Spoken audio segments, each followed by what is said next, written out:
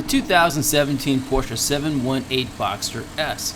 Is this any better than the Porsche Boxster it replaces?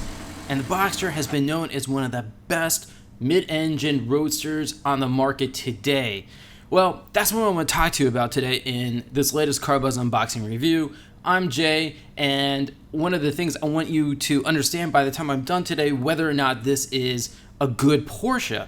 And you'll understand why in just a few minutes. I also want to thank Sauna and Porsche in Mill Valley, California for letting me come on down and film today.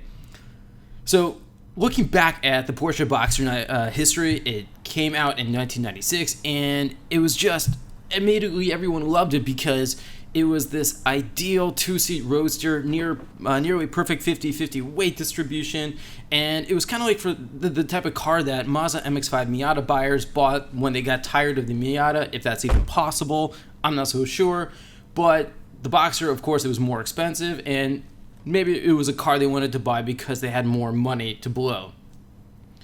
But today's 718 Boxster is different than all other previous Boxsters. Why is that? It now has a turbocharged four-cylinder engine. It's a flat 4 as opposed to naturally aspirated flat 6. Is this a good thing or not? Well, that's what I wanted to get to the bottom to today, and some of my thoughts, I'm going to give you some criticism here and a lot of positive things about this new vehicle, but generally speaking, I'm not at all happy about turbocharging in a Porsche. I really don't like it. I like naturally aspirated flat 6 engines. That's what a Porsche is to me. But times are changing, and perhaps we need to change along with it. But looking at this Boxster here, it is a third generation. It first came out a couple years ago with the naturally aspirated flat 6s, but now it has the new engines. This particular one, it has a turbocharged 2.5 liter flat 4. It's got 350 horsepower and 309 pound-feet of torque. It's paired to that Porsche 7-speed dual clutch transmission that everybody loves, but it's still not a 6-speed manual. If you want, you can get a 2-liter turbocharged flat 4 in this car as well. That has 295 horsepower and 280 pound-feet of torque. But again, a 6-speed manual is also standard there. So those numbers are actually pretty good for turbocharged flat 4s. But compared to the cars they replaced, those naturally aspirated flat 6s were less powerful. Mainly right now, torque is up. For example, in the Boxster S here, torque is up by 43 pound-feet. But I don't know if having more power actually makes this car better. In fact, it doesn't. I'm just going to go out and say that. So looking at it right here, I really like the looks of it. I was at the Geneva Motor Show when this latest Boxster was unveiled, and just like the car it replaces, this is actually just a pretty heavy mid-cycle refresh. The new front end looks really nice. I like the rear as well. And this car rides on optional 20-inch Carrera-style wheels. Those cost an extra couple $1,000s right there. 19-inch wheels are standard, but I like these 20s. And overall, it's still the Boxster looks-wise that we know and love. Same goes with the interior as well.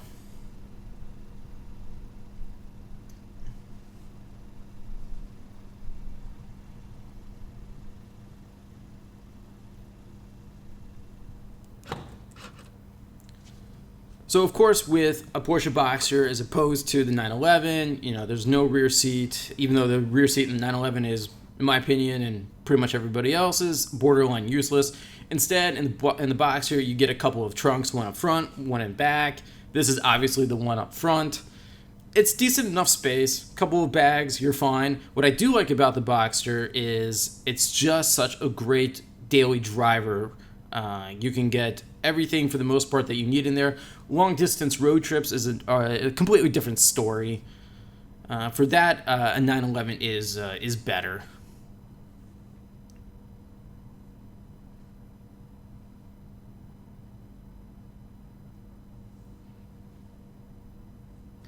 So why did Porsche swap out those naturally aspirated flat sixes for these new turbo fours? Well, blame global governments for that. It's fuel economy, folks. Times are changing, and Porsche is quickly adapting with it. Fortunately, as power is up, fuel economy has also improved. This car gets 21 miles per gallon in the city, 28 on the highway, and a combined 24. Which, I guess, that's fine, but if I were a serious Porsche buyer, I really would not care about fuel economy. You buy a Porsche because you love to drive. You appreciate the brand, its history, just everything about it. And the same goes with the interior. I mean, I did a previous unboxing review of the Jaguar F-Type Roadster and our Coupe, and I love that interior. I also like the Boxster's interior. It's very Porsche-like. It's no nonsense, and it's kind of like this less is more philosophy. Whereas opposed to the Jags, it almost looked like like a fighter jet cockpit. Here, let me put it to you this way: if you've seen Porsches from let's say the 1970s and 80s, they had these kind of distinctive bare bones interiors. And Porsche has done a pretty good job of updating them so that they're packed with technology and luxury features, but they still look, for the most part, very simple.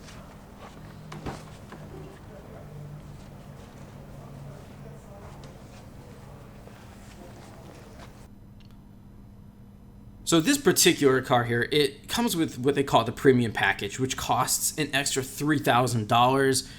You get some really cool stuff like 2-zone climate control, heated and vented seats, upgraded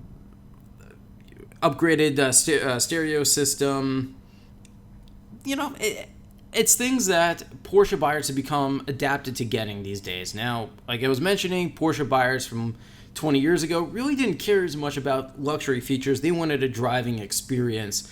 So if it were up to me, I would probably forego this premium package here, even these, power sports seats with 14-way memory. That's like an extra $2,300. I just don't, I can't justify the cost. And when I talk about the final pricing here, I think you'll understand exactly what I mean.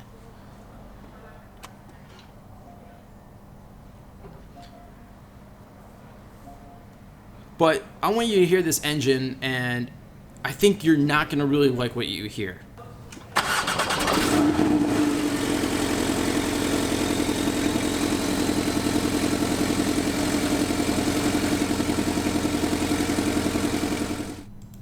Okay, so there's that engine sound, and if you've heard previous Boxsters, it just doesn't sound as good as before. Welcome to turbocharging. I really hope this department is something that Porsche is going to really work on in the future. I think with a Porsche, sound is everything, and it's sort of gone here.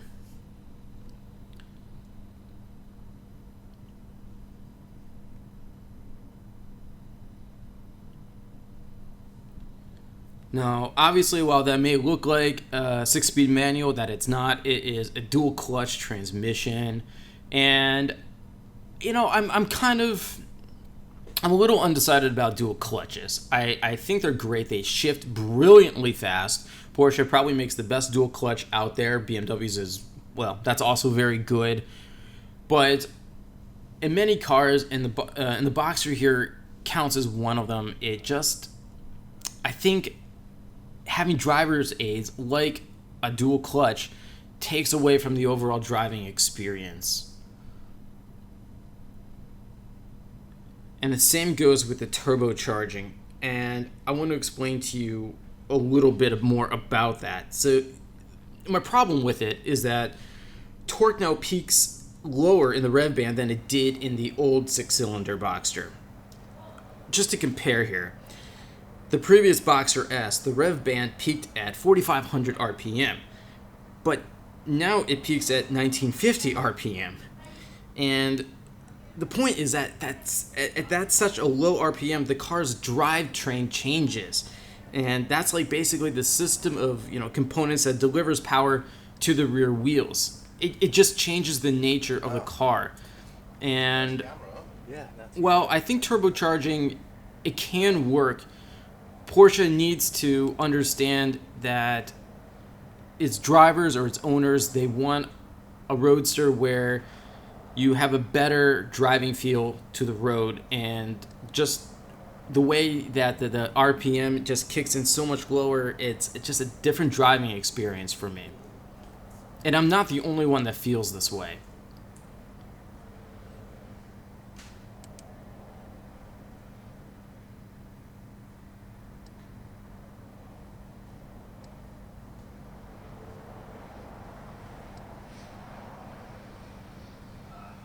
Oh, and just to, because I know some people are interested in this display, it works very nice. It's been updated for 2017. It's a newer system. It is definitely better than, well, it's definitely better than the one in the Jaguar F-Type, that's for sure.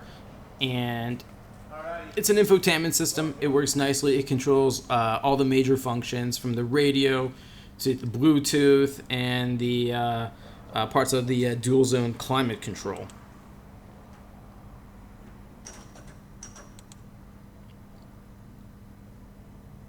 But again, technology like this is not something I personally would want to pay more for in a Porsche sports car. Maybe in a Porsche SUV like the Macan or the Cayenne, but definitely not in the Boxster, the 718 Boxster and the 911. And speaking of 718, what the hell is that? Where did that come from suddenly? Why is it no longer just the Porsche Boxster or the Porsche Cayman, which is, of course, the hardtop coupe version of this car?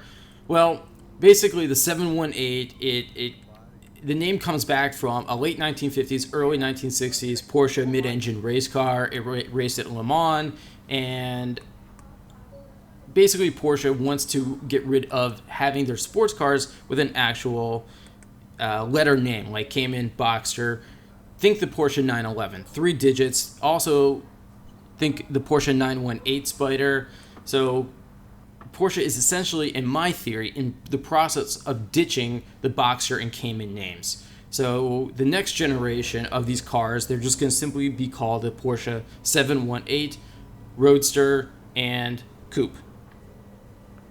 And I guess it makes sense. What I do like about the Boxster here, and you should expect this from a Porsche, is that the rear window in the soft top here, it's glass, and it's heated glass, and it's not just some piece of plastic.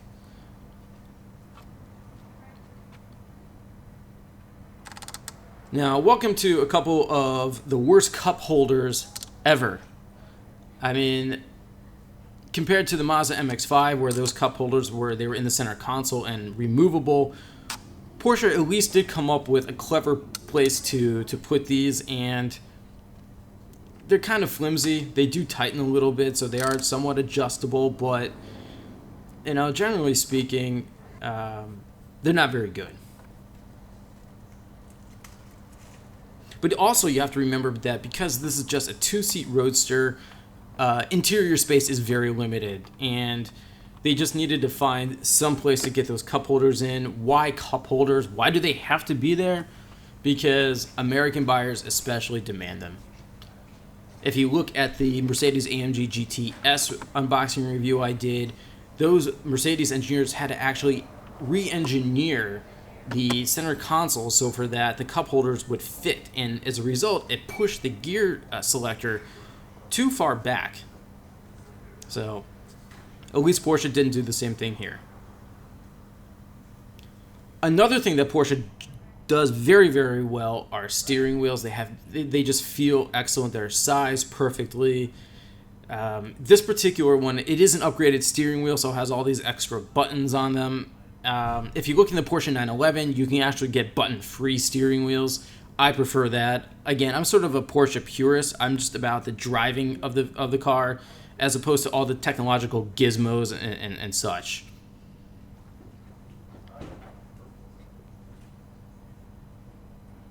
But if you like the exterior design of the previous Porsche Boxster, you're going to really like this one.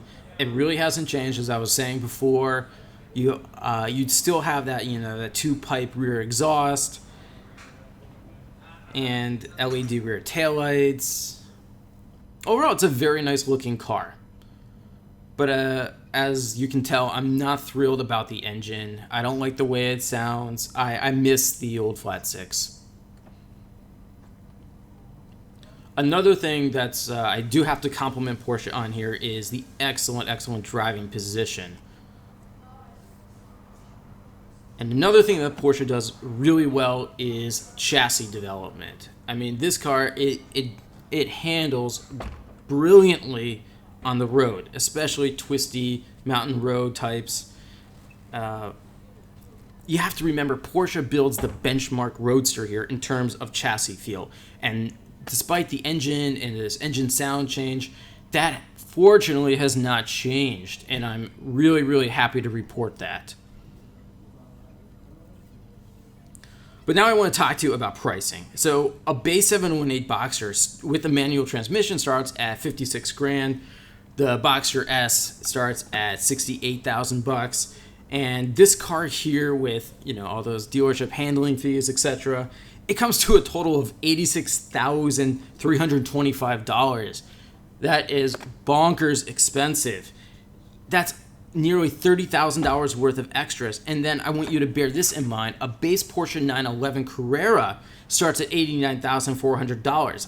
So I'm not so sure with all these extra features that a Boxster or 718 Boxster S at 85 grand, is it really worth it? Because for less than $5,000 more, you can get a 911. So what's its competition? Obviously the Jaguar F-Type, that's priced at about the same as well. Some even say the Chevy Corvette, the Audi TT, that's brand new, as well as the Alfa Romeo 4C. I wouldn't even say the BMW Z4 or the Mercedes SLC class. Again, this is the benchmark car in terms of handling. Its biggest downfall, or biggest, I don't want to say complete downfall, but its biggest problem is this new turbocharged engine. So if Porsche is going to continue with turbocharging, it just needs to refine the way that engine functions. They need to improve the sound. Even though that sound is pumped back into the cabin through speakers, that's still fake sound. So it's still kind of an artificial Porsche in my opinion.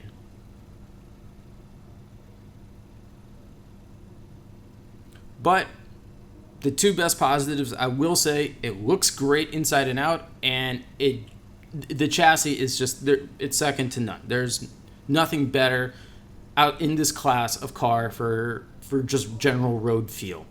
So thanks for watching, and I'll see you next time.